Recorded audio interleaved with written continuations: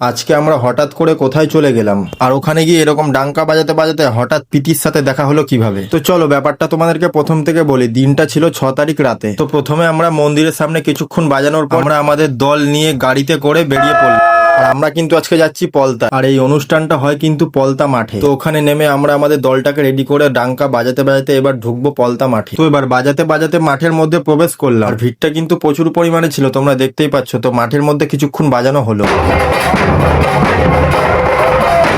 আর দেখো কি সুন্দর একটা মণ্ডপ তৈরি করা হয়েছিল, আর এটা হচ্ছে ভেতরে ঠাকুর। আর এই দলটাকে দেখো ডাঙ্কা মাথায় নিয়ে বাজাচ্ছে, হেভি লাগছিল দেখ। আর হ্যাঁ, ওখানে কিন্তু ভোগ খাওয়া দাওয়ারও আয়োজন ছিল। তো ভোগের এখানে এত ভিড় দেখে আমরা একটু ঘোরাঘুরি করা স্টার্ট করে দিলাম। তো ওখানে সব জায়গা একটু ঘুরে ঘুরে দেখছিলাম কোথায় কি আছে। তো এইগুলো হচ্ছে আমাদের টিমের মেম্বার। তো ঘোরাঘুরি হয়ে গেলে আমরা চলে গেছিলাম পেট ভোজন করে। তখনই প্রীতির সাথে দেখা হয়। সামনে গিয়ে আর কথা বলিনি, তার কারণ একটা বড় কন্টেন্ট ক্রিয়েট। আর ভোগের প্রসাদ ছিল কিন্তু ডাল ভাত আর সোয়াবিনের তরকারি। খাওয়া দাওয়া শেষ, এবার মাঠে বসে আছি, তখন এই দলটা ঢুকছে।